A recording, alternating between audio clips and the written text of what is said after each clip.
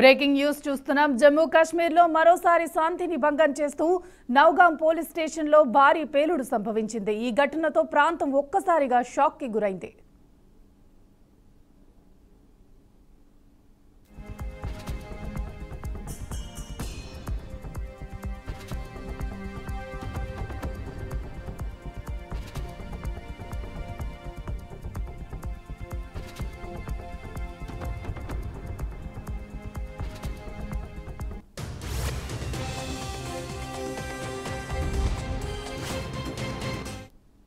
Jammu Kashmir Nowgam police స్టేషన్లో శుక్రవారం రాత్రి 11 గంటల 22 నిమిషాలకు భారీ పేలుడు సంభవించింది.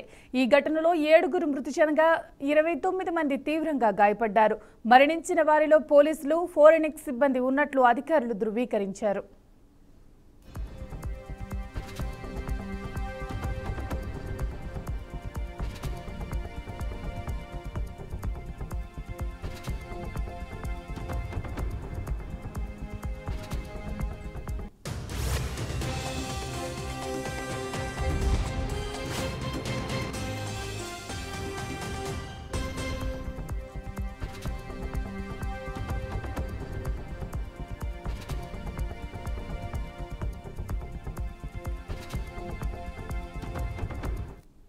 ఇదే అంశానికి సంబంధించి పూర్తి సమాచారాన్ని ఎక్స్ ఆర్మీ శివకిరణ్ గారు అందిస్తారు. చెప్పండి శివకిరణ్ గారు.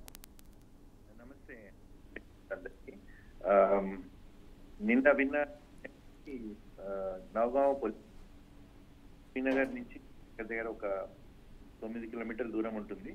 అక్కడ రాత్రి ఎక్స్ప్లోజన్ అయిందని తెలిసి మీరు చెప్పినట్టు ఇంతకుముందు చనిపోయిన వారికి ఇంజర్డ్ ఇచ్చిన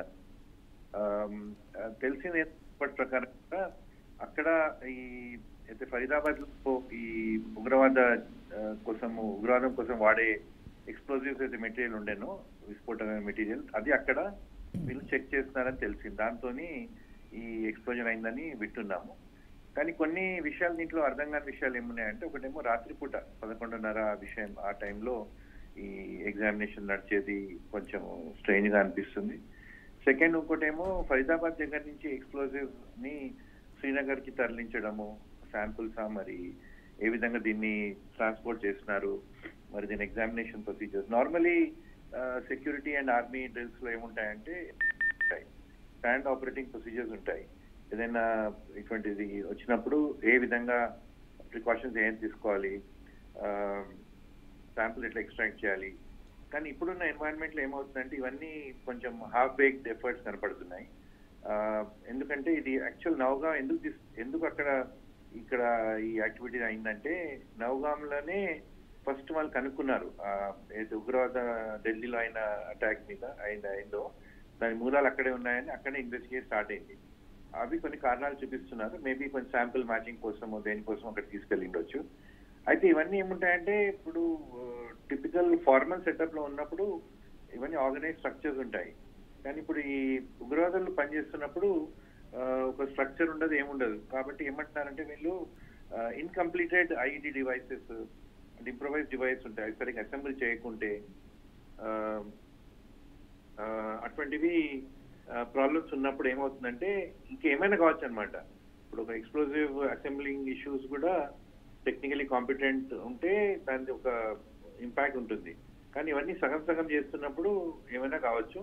కానీ ఇప్పుడు ఏమవుతుందంటే ఉగ్రవాదులు వర్సెస్ మన security forces technical competence. Definitely మన వాళ్ళకి ఇంకా బెటర్ టెక్నికల్ కాంపిటెన్స్ కావాలి, ఉంటేనే ఇప్పుడు సిటీని హ్యాండిల్ చేయగలుగుతారు. ఇంత ప్రాణ నష్టం జరిగింది, మరి దీనికి రెస్పాన్సిబిలిటీ ఎవరు తీసుకుంటారు? ఇవన్నీ ఇప్పుడు ఇంకా ముందుకు ఇటువంటి ఇష్యూస్ ఇంకా కావచ్చు. కాబట్టి ఇవన్నీ కొంచెం వార్నింగ్ లాగా తీసుకొని మన ట్రైనింగ్ ఎబిలిటీ పెంచాలి. మీరు అన్నట్టు ఫోరెన్సిక్ ఎక్స్పర్ట్స్ ఏది ఉన్నారో అంటే ఇప్పుడున్న సామర్థ్యం కంటే ఇంకా మంచి కెపాసిటీ బిల్డింగ్ కావాలి, ట్రైనింగ్ కావాలన్నమాట. This is very clear. కాబట్టి ఇన్వెస్టిగేషన్స్ విల్ రివీల్ ఏ విధంగా ఇది అయిందని. కానీ అదే నేను అన్నట్టు transportation of explosives, handling of explosives, మళ్ళీ train personnel to do this, ఇవన్నీ క్రిటికల్ ఇష్యూస్ అండి. These need to be looked into. Shivakiran గారు, ఈ నౌగాం పోలీస్ స్టేషన్లో ఈ భారీ పేలుడికి వెనకాలన్న అంతరార్థం ఏమనుకోవచ్చు? అసలు ఎందుకు సంభవించింది ఇంత పెద్ద పేలుడు? అదేనండి, ఒకటేమో అక్కడ సైట్ ఆఫ్ ఇన్వెస్టిగేషన్ నవగాన్ ఎందుకు అంటున్నామంటే అక్కడనే ఇనిషియల్ గా ఉన్న డాక్టర్ అరెస్ట్ చేసింది, టెర్రరిస్ట్ లో ఎవరైతే ఆపరేషన్స్ లో కీలక పాత్ర వహించిన అనుకుంటున్నారో ఆయన అరెస్ట్ చేసింది కాబట్టి ఈ శాంపిల్స్ కానివ్వండి అక్కడ కన్ఫిసికేటెడ్ ఎక్స్ప్లోజివ్స్ పెట్టినట్టు తెలుస్తుంది. అయితే ఎందుకు జరిగిండొచ్చు అంటే నేను చెప్పినట్టు ఎక్స్ప్లోజివ్స్ హ్యాండ్లింగ్ కాంపిటెన్స్ లేకుండా అవి ఏ కండిషన్ లో ఉన్నాయో, ఇప్పుడు ఇవన్నీ ఆపరేషన్స్ అవుతున్నప్పుడు ఈ ఎవరైతే ఉగ్రవాదంలో కలిసి అంటే ఉగ్రవాదం ఆపరేషన్స్ ఇన్వాల్వ్ ఉన్నారో వాటిని నేర్చుకున్న విషయాలు వీళ్ళు. అయితే ఏ ప్రాసెస్ లో ఏ స్టేజ్ లో ఆ ఎక్స్ప్లోజివ్ ఉంది కూడా తెలియదు కాబట్టి దీన్ని చాలా జాగ్రత్తగా హ్యాండిల్ చేయాలి. మేబీ కొంచెం కాంప్లిసెన్సీ వచ్చిందేమో అనిపిస్తుంది. మన సెక్యూరిటీ బలగాలకు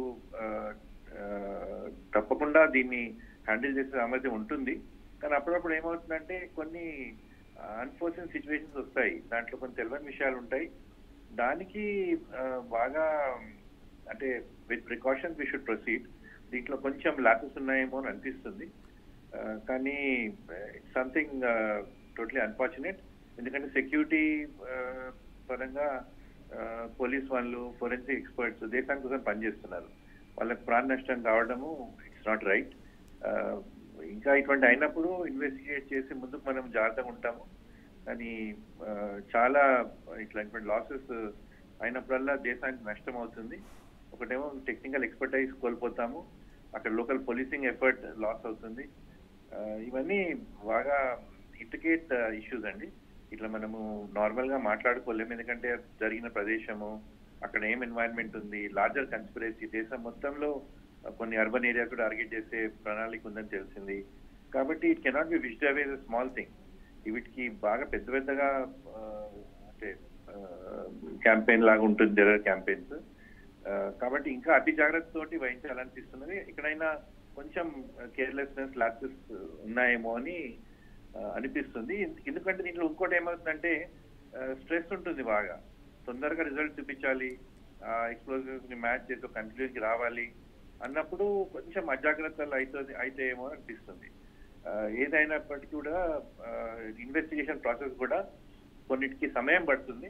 తొందర పడకుండా చేస్తే ఇటువంటి నష్టాలు కాకుండా ఉంటాయేమో అనిపిస్తుంది. థ్యాంక్ యూ శివకరణ్ గారు. Thanks for your clarification.